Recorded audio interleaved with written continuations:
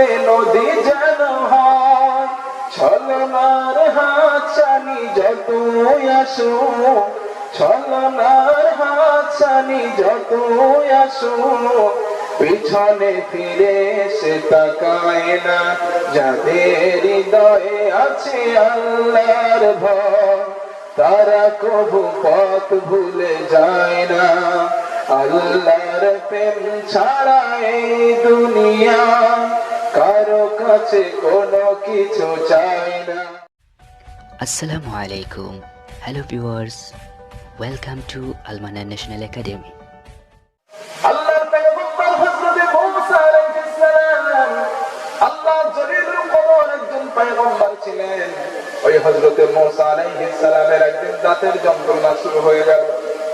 হযরত মূসা আলাইহিস সালাম বললেন, রব্বুল আলামিন, ও আল্লাহ, আমার দাঁতের যন্ত্রণা শুরু হয়, আমি মূসা তো সহ্য করতে পারি না, আপনি আমাকে একটা ব্যবস্থা করে দিন, আমার জন্য একটা সুস্থর ব্যবস্থা করে দিন। আল্লাহ রাব্বুল আলামিন বললেন, ও পয়গম্বর মূসা, চলে যাও, চলে যাও, ওই যে দূরে পাহাড়টা দেখতে পাও, ওই পাহাড়ের নিচে জঙ্গল রয়েছে, ওই জঙ্গলে চলে যাও। এই জঙ্গলে গিয়ে সেখানে গাছ গাছালি থেকে তুমি একটা গাছের শিকড় তুলে ভক্ষণ করে নাও, আমি আল্লাহ পাক তোমার দাঁতের যন্ত্রণা থেকে মুক্তি দেব। সুবহানাল্লাহ। আমার ভাইরা, হযরত মূসা আলাইহিস সালাম আল্লাহর নির্দেশ পাওয়ার সঙ্গে সঙ্গে ওই জঙ্গলের নিকটে গিয়ে আল্লাহর নির্দেশনার গাছটার শিকড় তুলে তুলে ভক্ষণ করলেন, সেবন করলেন। আল্লাহ রাব্বুল আলামিন হযরত মূসা আলাইহিস সালামের রোগ থেকে মুক্তি দিয়ে দিলেন। সুবহানাল্লাহ। আমার ভাইরা, হযরত মূসা আলাইহিস সালামের কয়েকদিন পরে আবার দাঁতের যন্ত্রণা শুরু হয়ে যায়। আবার আল্লাহকে জিজ্ঞাসা না করে তিনি একা একা সেই গাছের শিকড় তুলে তিনি ভক্ষণ করেছেন। আমার ভাইরা, কিন্তু এই দিন ভক্ষণ করার সঙ্গে সঙ্গে মূসা সাল্লামের দাঁতের যন্ত্রণা ভালো হয় না, দাঁতের যন্ত্রণা সুস্থ হয় না। আল্লাহ পাককে ডেকে বললেন, আল্লাহ, দাঁতের যন্ত্রণা তো ভালো হবে না, গতদিন যে গাছের শিকড় তুমি খেতে বলেছ, ওই গাছের শিকড় তো আমি পয়গম্বর খেয়েছি, কিন্তু আজকে আমাকে কেন ভালো হয় না? রব্বুল আলামিন ডেকে বলে, মূসা, গাছ তো সুস্থ করার মালিক নয়, সুস্থ করার মালিক হলাম আমি আল্লাহ। ও মূসা, তুমি গাছের গাছ শিকড় তুলে খেয়েছো, গাছের ভিতরে আমি আল্লাহ সেই দিন শিফা রেখেছিলাম, আজকের তো রাখি নাই। ও মূসা, গাছ তোমাকে সুস্থ করতে পারো না, সুস্থ করে দেয় আমি মহান আল্লাহ। আমার কাছে তুমি জিজ্ঞাসা করলে না, আমার কাছে কিছু বলবে না, তুমি একা একা মুস্তানি করে গাছের শিকড় খেয়েছো, তোমার রোগ তো ভালো হবে না। কথা ঠিক কিনা?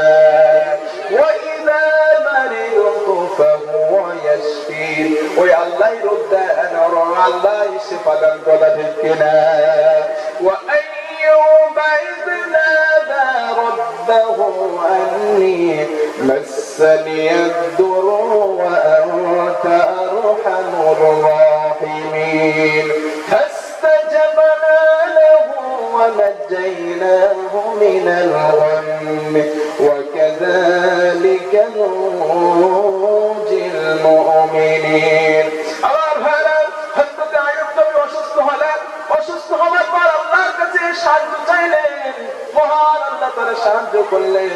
ফাস্তাজাবনা লাহু ফাকাশাফনা মা বিহি মিন দুররি ওয়া আতাইনাহু আহলাহু ওয়া মিসলাহু মাআহু রাহমাতান মিন ইনদিনা ওয়া যিকরা লিল আবিদিন। চিৎকার দিয়ে বলুন আল্লাহু আকবার। আল্লাহ শিফা দিলেন। হযরত আইয়ুব আলাইহিস সালাম অসুস্থ হয়ে যাবার পর আল্লাহর কাছে তিনি সাহায্য চেয়েছেন। রাজ দরবার হারিয়েছেন, পরিবার হারিয়েছেন, সংসার হারিয়েছেন, স্ত্রী স্বজন হারিয়েছেন, তারপরে আল্লাহর পয়গম্বর আইয়ুব আল্লাহর প্রত্যেক ঈমান হারায় নাই। কথা ঠিক কিনা? আল্লাহর কাছে যখন তিনি সাহায্য চেয়েছেন, মহান আল্লাহ রব্বুল আলামিন আইয়ুব নবীকে সুস্থ করেছিলেন। কথা ঠিক কিনা? এজন্য আমাদের ভিতরে মাইনাস পয়েন্ট হয়েছে, আমরা ডাক্তারের উপরে ভরসা করি, অমুক ডাক্তারের কাছে যদি না যাই আমার রোগ থেকে মুক্ত হব না, আমি সুস্থ হব না, এই চিন্তা ভাবনা আমাদের ভিতরে আছে না নাই? জোরে বলেন, আছে।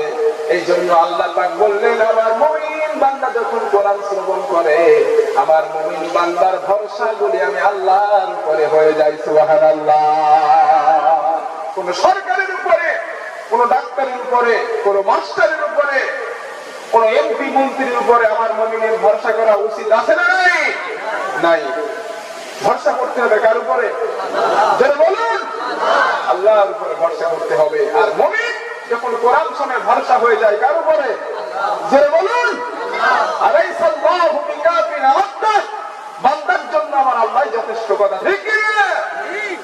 বিপদ আপদ মুসিবত ক্ষুধা সমস্ত জায়গায় আমার আল্লাহ যেখানে আছে আমরা সাকসেস। কথা ঠিক কি? কিন্তু এই ঈমান আমাদের দুর্বল। এই ঈমান থেকে আমাদের সবল হওয়া দরকার আছে না নাই? আছে না নাই? আছে, হতে হবে। আর কোরআনের মাহফিলে আসলে এই ঈমানটা করে দেন কে? বলুন কে? আল্লাহ পাক করে দেন। কথা ঠিক কিনা? যাদের হৃদয়ে আছে আল্লাহর ভয়, তারা কবু পথ ভুলে যায় না। আল্লাহর প্রেম ছাড়া এই দুনিয়া কারো কাছে কোনো কিছু চাই না। যাদের হৃদয়ে আছে আল্লাহর ভয়, তারা কবু পথ ভুলে যায় না। আল্লাহর প্রেম ছাড়া এই দুনিয়া কারো কাছে কোনো কিছু চাই না। ঠিক কি না?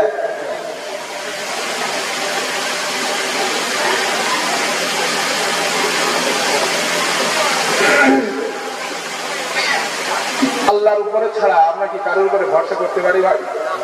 জোরে বলুন। আর যাদের অন্তঃকরণের ভিতরে, হৃদয়ের ভিতরে আল্লাহ পাকের ভয় আছে, আল্লাহর চিন্তা আছে, তারা আল্লাহ ছাড়া আর কারোর দিকে যেতে পারে না। কথা ঠিক কিনা? কথা ঠিক কিনা? রাতের আধারে যারা সিজদাতে রয়, দু চোখের আশ্রুতে নদী যেন হয়। রাতের আধারে যারা সিজদাতে রয়, দু চোখের আশ্রুতে নদী যেন হয়। ছলনার হাতছানি যতই আসুক, ছলনার হাতছানি যতই আসুক, পিছনে ফিরে সে তাকায় না। যাদের হৃদয়ে আছে আল্লাহর ভয়, তারা কবু পথ ভুলে যায় না। আল্লাহর প্রেম ছাড়া এই দুনিয়া কারো কাছে কোনো কিছু চাই না। ঠিক না? যাদের হৃদয়ে আল্লাহর ভয় আছে তারা সব সময় আল্লাহর কাছে চাইবে। কথা ঠিক কিনা? মুমিন যখন কোরআনের মাহফিলে বসে যায়, মুমিনের সব চাওয়া, সব আশা, সব ভরসা আল্লাহর উপরে হয়ে যাক। এই ভরসা করে দেন কে? যারা বলুন করে দেন কে? আল্লাহ পাক করে দেন। এই জন্য যারা বাড়ি শুয়ে আছে ওরা বোকা না, আমরা যারা মাহফিলে আছি আমরা বোকা। ওরা বোকা। আল্লাহ পাক সকলকে হেদায়েত দান করুন, বলি আমিন। আর মন করে বলছি আমিন। একটু জিকির করছি সুবহানাল্লাহ ওয়ালহামদুলিল্লাহ ওয়া লা ইলাহা ইল্লাল্লাহ। সুবহানাল্লাহ ওয়ালহামদুলিল্লাহ ওয়া লা ইলাহা ইল্লাল্লাহ। লা ইলাহা ইল্লাল্লাহ লা ইলাহা ইল্লাল্লাহ। সুবহানাল্লাহ ওয়ালহামদুলিল্লাহ ওয়া লা ইলাহা ইল্লাল্লাহ। লা ইলাহা ইল্লাল্লাহ মুহাম্মাদুর রাসূলুল্লাহ সাল্লাল্লাহু আলাইহি ওয়াসাল্লাম। সম্মানিত ভাই, এই কোরআনুল কারীমের মাজলিসে আমরা বসেছি, আমাদের সমস্ত রাজি খুশি হবে কার জন্য? আপনারা কি ঘুমাচ্ছেন নাকি বলেন তো? ঘুমাচ্ছেন না তো? তাহলে একটু মুসলমানের মতো আওয়াজ দেন, রাজি খুশি হবে কার জন্য? আল্লাহর জন্য। কারণ নিয়তে যদি গড়বড় হয় ফায়দা কিন্তু হবে না। কথা কি শুনতেছেন?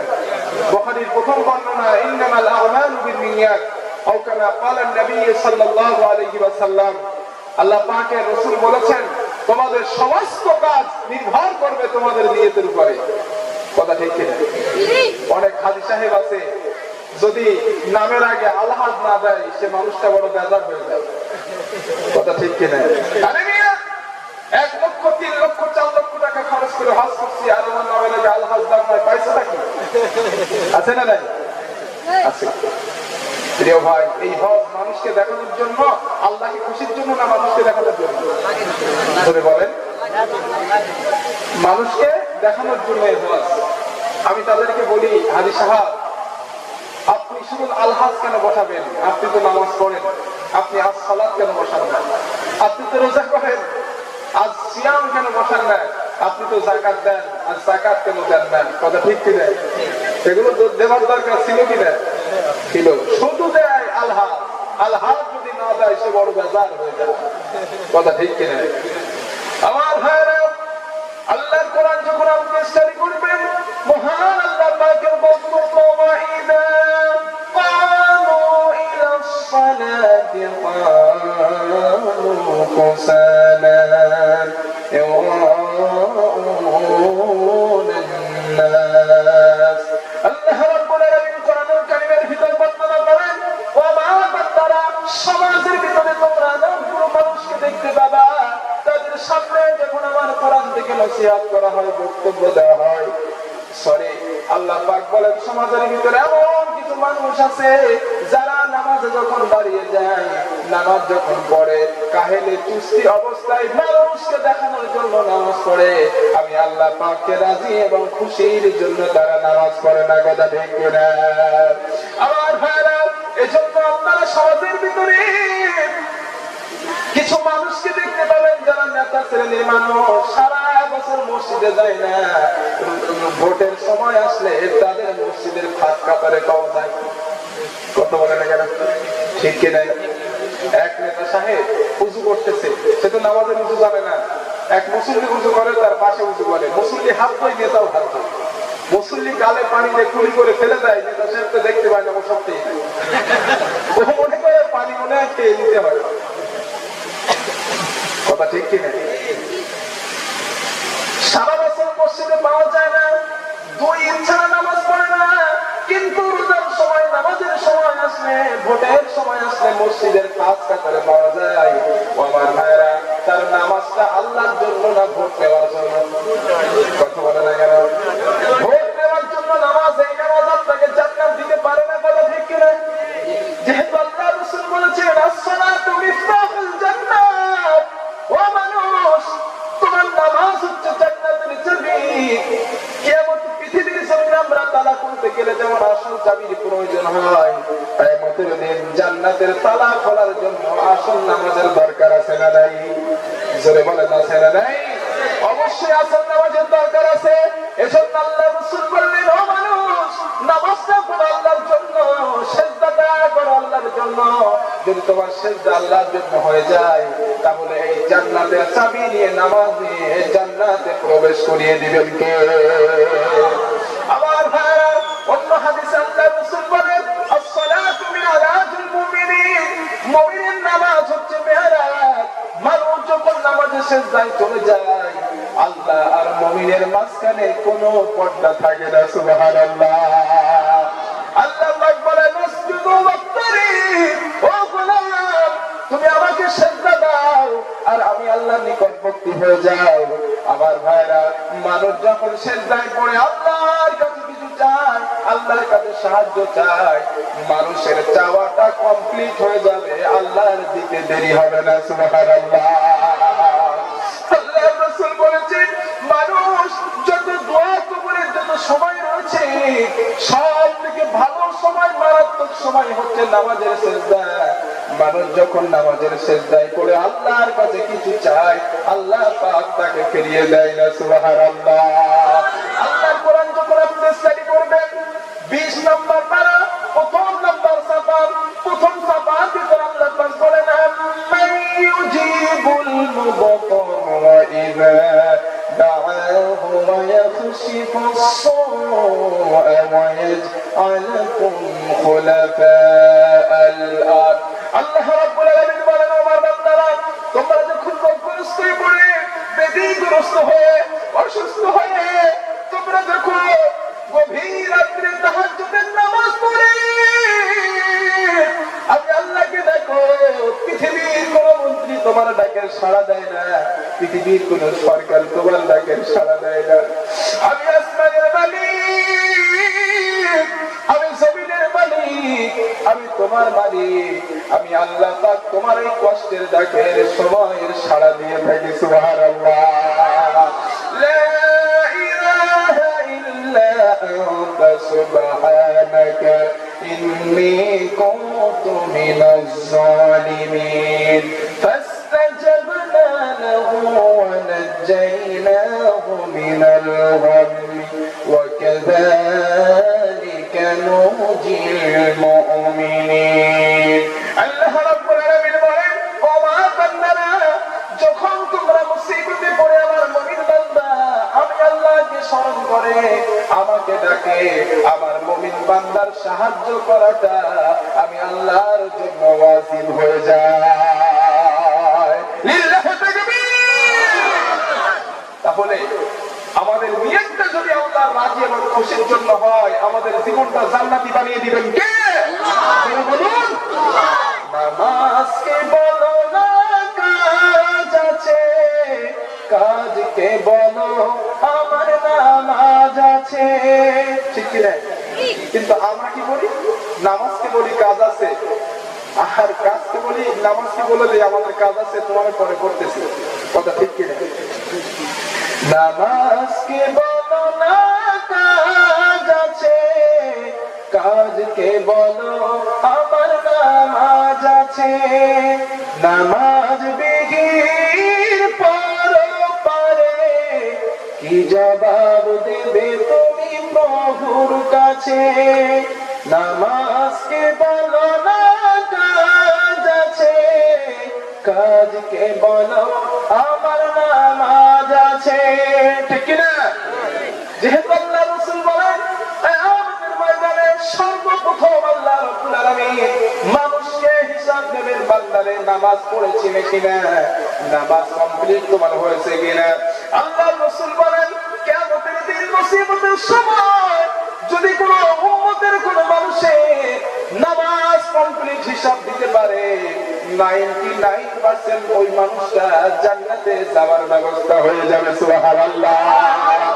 আমার ভাইরা, আল্লাহর কোরআন যখন আপনি হাতে নেবেন, মহান আল্লাহ পাকের বান্দা ইয়াউমা ইউকশাফু আন সাকিন ওয়া ইউদআউনা ইলাস সুজুদি ফালা ইস্তাতিউন। আল্লাহ রাব্বুল আলামিন বলেন কিয়ামতের দিন সমস্ত হাসরবাসীকে লক্ষ্য করে আমি আল্লাহ পাক বলবো, ওয়া মা বান্দারা, পৃথিবীর জমিনে তোমরা আমাকে সিজদা করেছো, আজকে তোমরা আমাকে সিজদা দাও, আমার কাছে মাথা নত করো। আমার ভাইরা, পৃথিবীর জমিনে যারা আল্লাহকে সিজদা দেয় না, আল্লাহর কাছে মাথা নত করে না, আল্লাহকে মাথা ঝুঁকায় না, কিয়ামতের ময়দানে মুসিবতের দিন আল্লাহর সামনে তারা সিজদা করতে পারবে না। দুটো বর্ণনা পাওয়া যায়। একটা বর্ণনা এসেছে তারা যখন সিজদা করতে যাবে তাদের মস্তকটা ঝুঁকবে না, কাটকাট হয়ে দাঁড়িয়ে থাকবে। নাউজুবিল্লাহ। দুই নাম্বার বর্ণনা এসেছে আল্লাহর রাসূল বললেন তাদের মেরুদণ্ডী হয়, সম্মুখে ঝুঁকবে না, পিছন দিকে তারা ঝুঁকে যাবে। তারা আল্লাহর সামনে নত না করে পিছন দিকে তাদের মস্তক নত হয়ে যাবে। নাউজুবিল্লাহ। আল্লাহ পাক বললেন তাদের অবস্থা কি হবে? খাশিয়াতান আবসারুহুম তারহাকুহুম যিল্লা, তাদের দৃষ্টি শক্তি নিচু হয়ে যাবে, আর কিয়ামতের দিন লাঞ্ছনা অবস্থায় তাদেরকে জাহান্নামে নিক্ষেপ করা হবে। নাউজুবিল্লাহ। এজন্য যাদের নামাজ কমপ্লিটলি হিসাব দেওয়া কমপ্লিট হবে, আল্লাহ রাসূল বললেন সে নাজাত পাওয়ার ভিতরে 99% সম্ভাবনা পেয়ে যাবে। সুবহানাল্লাহ। কিন্তু আমরা অনেকে নামাজ জন্মের কাজে করতেছি, কথা ঠিক কিনা?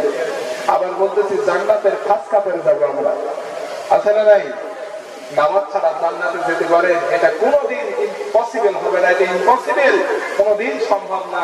কারণ নবীজি বলেছেন মান তারাকা সালাতান মুতাআম্মিদান ফাকাদ কাফারা, যে ব্যক্তি ইচ্ছাকৃতভাবে নামাজকে ছেড়ে দেয়, নামাজ পরিত্যাগ করে, সে ব্যক্তি কুফরি করে। নাউজুবিল্লাহ বলবেন না? আপনারা আমার ভাষা বুঝতে পারছেন তো ভাই? তাহলে একটু জবাব দেন না কেন? এই হাদিসের ব্যাখ্যায় শাফি মাযহাব বলছে, কোন মুসলমান স্বেচ্ছায় যদি নামাজকে পরিত্যাগ করে, সুস্থ থাকার পরে যদি নামাজকে ছেড়ে দেয়, শাফি মাযহাব বলছে সে কুফরি না, ডাইরেক্ট কাফের হয়ে যায়।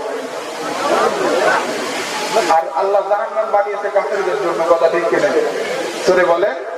এই জন্য নামাজ কিন্তু ভাই আর নাই। যুবক ভাই, আপনারা ফোনের পিছনে সময়টা ব্যয় করছেন, মহিলাদের সঙ্গে কথা বলে সময়টা নষ্ট করছেন, স্কুল কলেজ পার্কে বসে বসে সময়টা নষ্ট করছেন, আপনি নামাজে দাঁড়াচ্ছেন না। ও যুবক ভাই, আল্লাহ রাসূল বলেছেন কিয়ামতের দিন আরশে আজিমের ছায়া ছাড়া কোনো ছায়া থাকবে না। সেই দিন আরশের ছায়ার নিচে আল্লাহ পাক 7 শ্রেণীর মানুষকে ছায়া দেবেন। তার ভিতরে এক শ্রেণী হচ্ছে ওয়াসাবুন নাশাফি ইবাদাতিল্লাহ, যারা যুবক অবস্থায় আল্লাহকে বেশি বেশি ইবাদত করেছে, যৌবন অবস্থায় আল্লাহর কাছে বেশি মাথা নত করেছে, বেশি বেশি ইবাদত করেছে, ওই সব যুবকদেরকে আল্লাহ পাক কিয়ামতের দিন আরশে ছায়া দিবেন। সুবহানাল্লাহ। বলি যুবক, অন্যায় ছেড়ে দেন, ফোন মেমোরিগুলি ছেড়ে দেন, অপরাধগুলি ছেড়ে দেন। আজ আমার আপনার সময় কিন্তু বেশি নাই। আজকে বাতিল শক্তি, পৃথিবীর বেঈমান নাস্তিক ইহুদিরা আমাদের হাতে মাল্টিমিডিয়া সেটগুলি তুলে দিয়েছে, নেটগুলি তুলে দিয়েছে, আমাদের হাতে অ্যান্ড্রয়েড সেটগুলি দিয়ে 399 টাকা অথবা 499 টাকা মারলে রিচার্জ করলে আমাদের পার ডে 1.5 জিবি করে ডাটা ফ্রি দিচ্ছে, কথা ঠিক কিনা?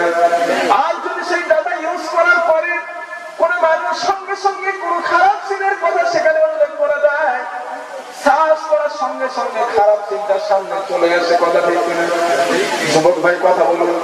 অবশ্যই চলে আসে খারাপ সিনগুলি। উদাঙ্গিনী মহিলা, উদাঙ্গ পুরুষের সিনগুলো দেখে দেখে আপনার যৌবনটাকে নষ্ট করতেছেন, আপনার মূল্যবান জীবন, ইবাদতের জীবন আপনি ধ্বংস করে দিচ্ছেন, শেষ করে দিচ্ছেন। আবার যুবক ভাইরা রে, অপরাধ ছেড়ে দেন, অন্যায় ছেড়ে দেন, পর্নোগ্রাফি গুলো দেখা ছেড়ে দেন। আল্লাহ রাসূল বলেছেন যুবকরা হচ্ছে ইসলামের সৈনিক, কথা ঠিক কিনা?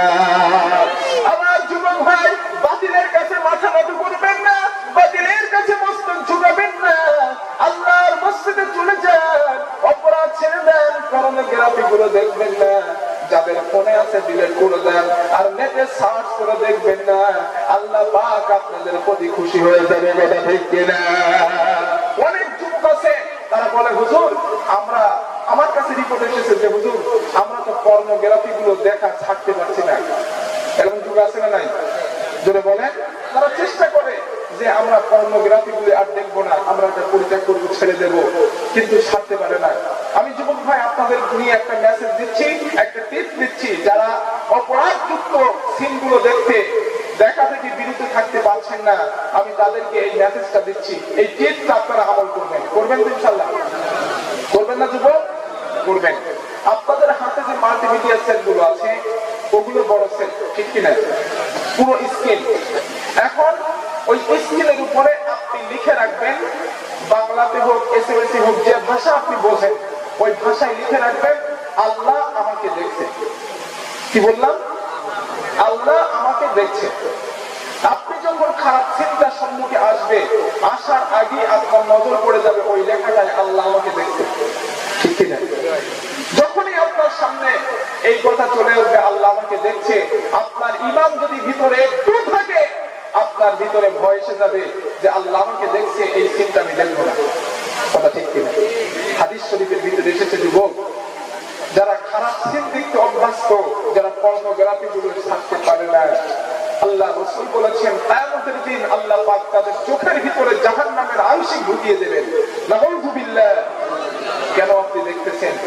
বাতিল শক্তি আপনাদের ঈমানটাকে হরণ করার চেষ্টা করছে, আপনাদের ঈমানটা দুর্বল করে দেওয়ার চেষ্টা করছে, কারণ তারা জানে ইসলামের ভিতরে যদি ঈমানদারি যুবক থাকে, আমাদের গদি থাকবে না, কথা ঠিক কিনা? কারণ ইসলামের সাহায্য করেছে সবথেকে বেশি যুবকেরা, আর ইসলামকে ধ্বংস করার পথে ভূমিকা পালন করেছে সবথেকে সমাজের বুড়োরা। কথা শুনতেছেন? বুড়োরা ভূমিকা পালন করেছে। আল্লাহ রাসূল যুবকদেরকে বলেছেন, যুবকরা হচ্ছে আমার কলেজার টুকরা। আমি বলি যুবক হচ্ছে আমার কলেজের টুকরা যুবক ভাই যারা নেশা পান করেন, মদ খান, বিড়ি খান, সিগারেট খান, কদম দুটো আগিয়ে দেন, ধরে বলি এগুলি ছেড়ে দেন, পরিত্যাগ করুন। কারণ আমরা হচ্ছি আমাদের এই বাচ্চাদের ভবিষ্যৎ। কথা ঠিক কিনা? আমাদের হার্ট, লিভার, কিডনি এগুলি যদি আমাদের নষ্ট হয়ে যায়, ভবিষ্যতে এনাদের জায়গায় আমরা এখানে আসার মতো যুবক আর কেউ থাকবে না। কথা ঠিক কিনা? এনারা এখন জীবনের বেলাভূমিতে দাঁড়িয়ে কখন মারে, কখন মরে, কখন বাঁচে ঠিক ঠিকানা নাই। এনাদের জায়গায় পৌঁছানোর জন্য আমাদের দরকার আছে না নাই? কারণ এনাদের ভবিষ্যৎ হচ্ছে আমরা। এখন আমরা যদি এগুলি খেয়ে খেয়ে আমাদের জীবনটা নষ্ট করে দেই, আমাদের হার্ট, লিভার, কিডনি গুলো নষ্ট করে দেই, আমাদের এদের ভবিষ্যৎ কিন্তু আমরা শেষ করে দিলাম। কথা ঠিক কিনা? কথা ঠিক কিনা? ইসলামের ভিতরে যুবকদের সব থেকে বড় অবদান, ইসলামের যুবকদের মতো অবদান আর কারোর আছে? জোরে বলুন যুবক ভাই, কারোর নাই। বাতিল শক্তি, বাতিল মশলা তারা প্রতিটা মুহূর্ত চেষ্টা করছে যুবকদের ঈমানটাকে হরণ করার জন্য, যুবকদের ঈমানটাকে শেষ করে দেওয়ার জন্য। কথা ঠিক কিনা? তারা কি করে শেষ করবে? পর্নোগ্রাফি গুলো আমাদের সামনে দিচ্ছে, মোবাইল গুলো আমাদের সামনে দিচ্ছে, নেটের সাবজেক্ট গুলি বা মুখ দিয়ে এখন লেখা লাগে না, মুখ দিয়ে বললেই চলে আসে, ঠিক কিনা? খারাপ সিন গুলো চলে আসে। এগুলি যুবক আপনাকে দেখে থাকতে হবে, কারণ আপনার ঈমানের দরকার আছে না নাই?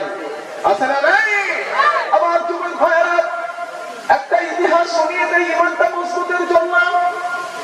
যখন আফগানিস্তানকে রাশিয়া যখন আক্রমণ চালালো, আফগানিস্তানের উপরে যখন রাশিয়া যুদ্ধ চালালো, রাশিয়ার সেনাবাহিনী আফগানিস্তানদের সঙ্গে কোনো মতেই পেরে উঠতেছে না।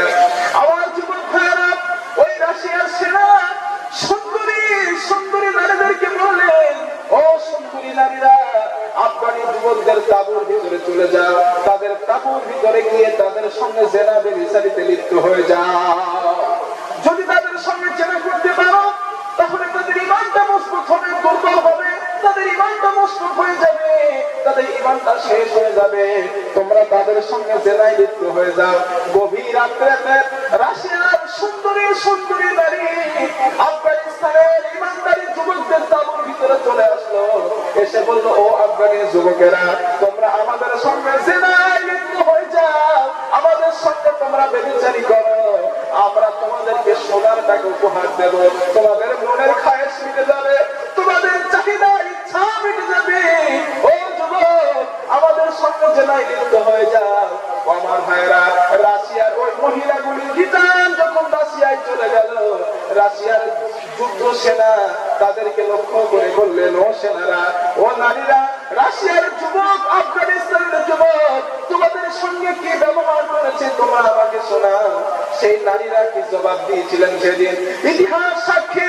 ওই নারী করে বললেন, ওদের ঈমানটাকে আমরা হরণ করানোর জন্য আমাদের দেহের অঙ্গ প্রত্যঙ্গ যখন দেখালাম, দেহের কাপড় চোপড় গুলি যখন খুলে দিলাম, তাদেরকে আমরা যখন আমাদের সঙ্গে কুকর্মে লিপ্ত হবার জন্য বললাম, তারা আমাদের সঙ্গে কুকর্মে লিপ্ত হবার দূরের কথা, তারা আমাদের দিকে ফিরে একটা বারও তাকাই না।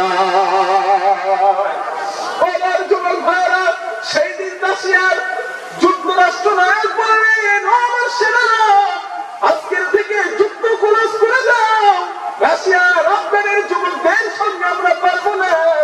আমাদের অস্ত্র শস্ত্র থাকতে পারে, আমাদের কামান বিমান থাকতে পারে, তাদের না থাকতে পারে, কিন্তু কামানের থেকে, বিমানের থেকে, প্রমাণ থেকে, সব থেকে যে বড় অস্ত্র, সেটার নাম হচ্ছে ঈমান। আর ওই জয়লাভ করতে পারবো না। সুবহানাল্লাহ।